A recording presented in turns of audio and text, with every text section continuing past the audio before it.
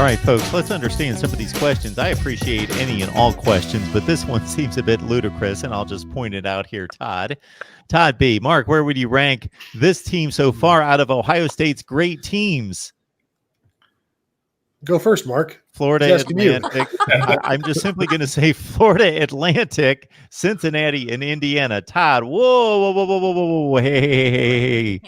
Now, the question prior to Todd's question that I put up on the screen came from Clemson Alum 98, and I even thought that was premature, and I was going to throw it out to the panel to say I personally need to see a team with a pulse, meaning, I guess, Nebraska in 2 weeks, to give this Buckeyes team an evaluation of what we've seen in comparison to the last few years. But Clemson Alum 98 asked, based on what we've seen through the 3 games, where does Ohio State stand on both sides of the ball or all 3 phases of the game compared to what we anticipated them being?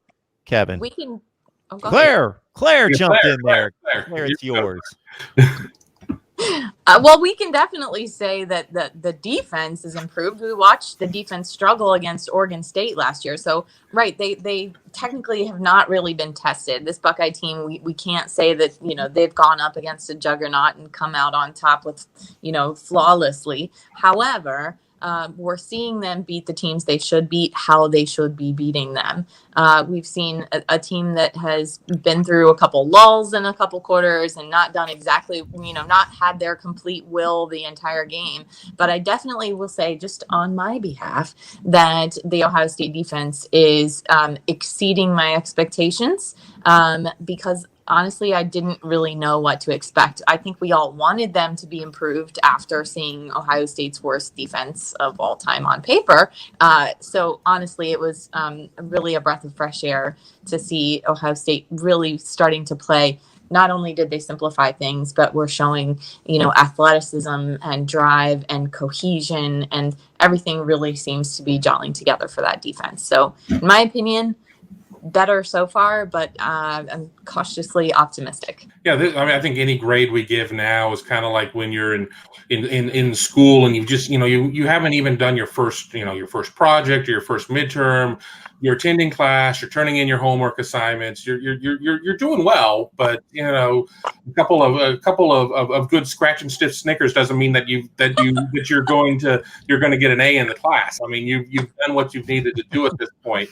But, we all get on our podcasts and radio appearances and whatnot. And people are like, oh, what before the season, what do you think this team's going to be? And, right. I think there were a lot of 10-2s and 11-1s right now. And I think that just based off of what people have seen for 3 games, if you allow yourself to get caught up in the moment, I mean, I think there are a lot of people who are like, well, no, Gus Johnson's like, I don't see anybody in the Big Ten beating this team. Well, they only have 1 game against a team not in the Big Ten, and that's Miami of Ohio, who's a 40-point dog. So I don't think they're beating them. So just based on that in the moment, Gus Johnson thinks this team's going 12-0. I think that the running game maybe wasn't what we all wanted to see against FAU, but the last 2 games have been very strong. The passing numbers, I think we were all spoiled by seeing Dwayne Haskins put up all those 400-yard games, and you go through it, and he has a 231 or a 196 or whatnot. Maybe some people could be a little critical of that, but even in that, you still see him throw 3-4 touchdowns, and then defensively, Ohio State has a good amount of sacks, and they're only blitzing 20% of the time, and the secondary is playing well, and we're seeing a lot more out of the linebackers. And then you look at special teams. Chris Olave has been a demon there, and Drew Chrisman is doing Drew Chrisman-like things, and I'm not talking bottle flipping at that point. In the field, and the Gunners are taking care of them. I mean, yeah, there was a missed field goal in the last game, but I think special teams more or less playing pretty well. So, I mean, I don't think that they're using the 9 unit strong under Urban Meyer that they used for all those years, but I think they're pretty close to being 9 units strong. But I think that in any given game, 7 of those units might play very well and may have to carry 2 or 3 of the units. But I think that they look pretty good. Yeah, you mentioned, Kevin, all podcasts and radio appearances that you do in the off season where you talk about what the Ohio State team should look like. And what we're seeing now is what I think a lot of us talked about in the offseason. they should be really good on defense because they have outstanding talent. The recruiting has been there. Now you've changed coaches, and what the main point I think on our podcast for the last 3 months was in regards to the linebacker specifically. It can't get any worse, so therefore it has to get better. And that was one of the standing points was things will be better because you've made changes. And to be that bad, the worst scoring defense in Ohio State football history, you almost have to be actively trying to get that number. Basically, you're doing things to allow that to happen. And if you would just do things to not allow it to happen, you're going to be better. Instead of giving up 25.7 points per game, maybe now you're only giving up 20. And that's a significant thing. That's almost a touchdown right there. And not only are they not doing those things, they're doing other things to limit offenses further, which crazy. But now you've got a defense that is running around. It's faster. It's more decisive. And the one thing you're seeing more of than anything else, I think, with the defense is just the rallying to the football.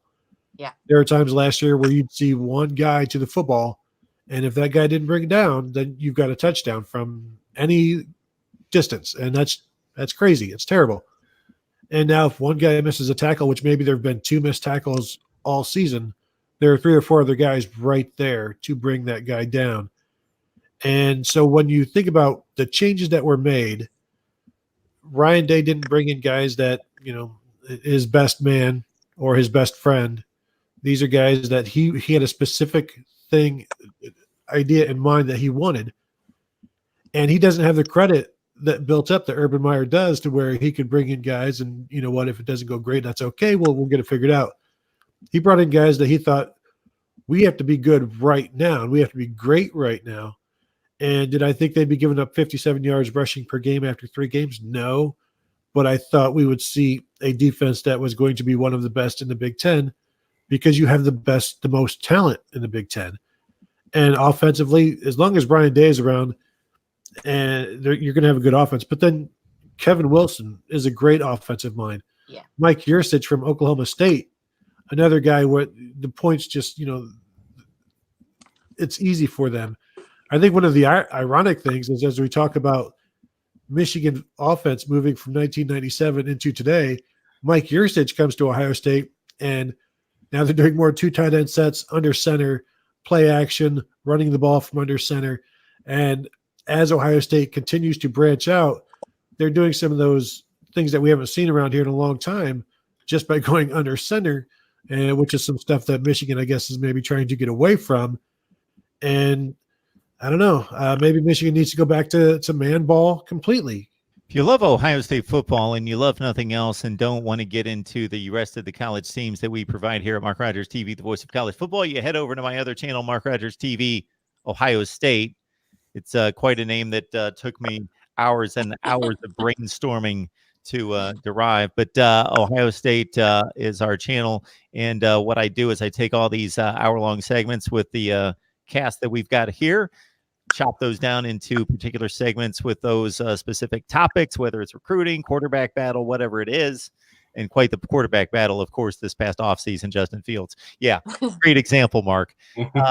But we segment the conversation, of course, and provide it for you right there. And you get some analysis from me on Saturday after the Buckeyes games when the rest of these fine folks are all tied up with their day jobs in covering Ohio State football. And to give you real hard evidence on how good this panel is, I guarantee we're all 3-0 in predicting Ohio State games this season. We're that good. We're just that good. Can your other shows say that?